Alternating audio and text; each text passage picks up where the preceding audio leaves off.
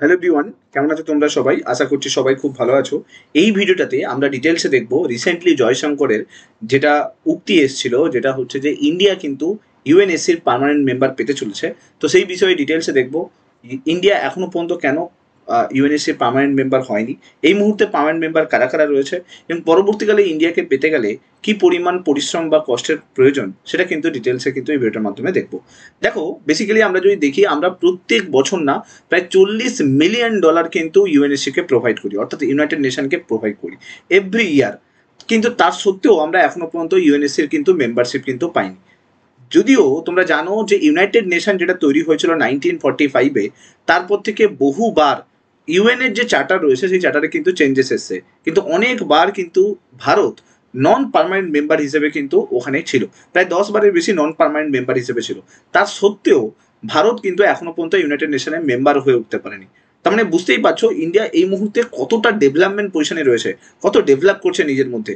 তার সত্ত্বেও কিন্তু ইউনাইটেড নেশনকে এখনো পর্যন্ত পার্মানেন্ট মেম্বার দেওয়া হয়নি। আমরা যদি এই মুহূর্তে পার্মানেন্ট মেম্বার দেখি, তাহলে চায়না হচ্ছে পার্মানেন্ট মেম্বার রয়েছে, ফ্রান্স রয়েছে, রাশিয়া রয়েছে, ইউনাইটেড কিংডম রয়েছে এবং ইউনাইটেড স্টেটস রয়েছে। এই 5টা কান্ট্রি এই মুহূর্তে কিন্তু পার্মানেন্ট মেম্বার পজিশনে রয়েছে। তোমরা জানো এই 5টা কান্ট্রি কিন্তু যখন সেকেন্ড ওয়ার্ল্ড ওয়ার হয় তারপর থেকে কিন্তু এই 5টা কান্ট্রিকে কিন্তু মেন 5টা কান্ট্রি হিসেবে ইউনাইটেড নেশনে জায়গা দেওয়া হয়। আর এদের কাছেই কিন্তু এই মুহূর্তে কিন্তু ভেটো পাওয়ার রয়েছে। আমি যদি এখানে তোমাদেরকে একটু ক্লিয়ার করে বলি, দেখো এই মুহূর্তে ইউএন এর কাছে যদি দেখো 193 টোটাল কিন্তু কান্ট্রি রয়েছে, 193 মেম্বার রয়েছে, যাদের ইউএন এর হেডকোয়ার্টার যদি দেখো সেটা নিউ ইয়র্কে রয়েছে। অনেকগুলো ইউএন এর আন্ডারে কিন্তু বডি রয়েছে, কিন্তু ইউএন এর 5টা কান্ট্রি কিন্তু সমস্ত কিছু কিন্তু হ্যান্ডেল করে। আর তোমরা জানো ইউনাইটেড নেশন যতই যাই কিছু করি না কেন, সেরকম যে খুব একটা বড় কিছু স্টেপ নিতে পারে তা কিন্তু নয়। কারণ আমরা জানি যে ইউনাইটেড নেশনে একটা চ্যাটার আছে, সেই চ্যাটারে এটা বলা আছে এই 5টা কান্ট্রির মধ্যে যদি 5টা কান্ট্রি কিন্তু সম্মতি দেয় কোনো বিষয়ে, তবেই কিন্তু কোনো জিনিসে ওয়ার্ক হবে। তার মানে বুঝতেই পারছো, যদি কোনো একটা কান্ট্রি না বলে দেয় যে এই বিষয়টাতে আমরা এই মুহূর্তে কোনো ভোট দিতে চাই না, তাহলে কিন্তু ওই কাজটা কিন্তু কোনোভাবে কিন্তু সাকসেসে নিয়ে আসা যাবে না। এক্সাম্পল হিসাবে আমি বলছি, রাশিয়া ইউক্রেন ওয়ার হলো, এত বড় যুদ্ধ হয়ে গেল, ইউনাইটেড নেশন কি স্টেপ নিয়েছে? কিছুই নেয়নি। কারণ রাশিয়া ওখানে পার্মানেন্ট মেম্বার হিসেবে রয়েছে, ভেটো অ্যাপ্লাই করে দেয় এভরি টাইম। এরপরে দেখো ইসরায়েল হামাসের যুদ্ধ হলো, এত বড় একটা যুদ্ধ হলো, ইসরায়েল কত বোম্বিং করলো হামাসে গিয়ে, এবং হামাসও অনেকগুলো মিসাইল কিন্তু ফায়ার করলো, কিন্তু লাস্ট পর্যন্ত ইউএন কি করলো? কিছুই করতে পারলো না, কারণ ইউএস ওখানে পার্মানেন্ট মেম্বার রয়েছে।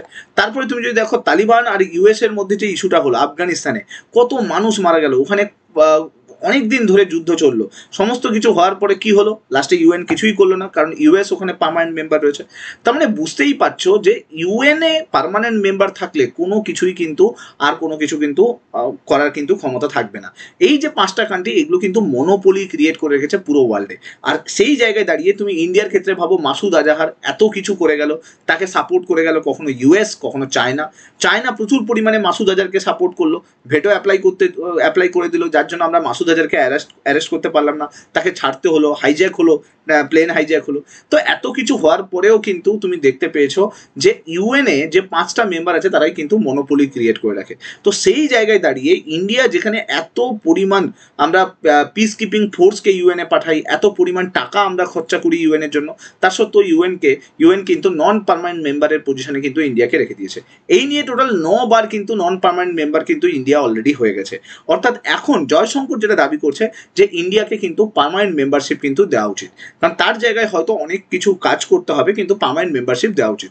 এতে কিন্তু সব কান্ট্রিগুলোর কিন্তু সম্মতি দরকার। কিন্তু এইখানে সব থেকে আগে যে বাধা হয়ে দাঁড়ায় সেটা হচ্ছে কিন্তু চায়না। চায়না প্রত্যেকবার যখনই ইউএনএ ইন্ডিয়ার কথা আসে তখনই কিন্তু চায়না বিপক্ষে দাঁড়ায়।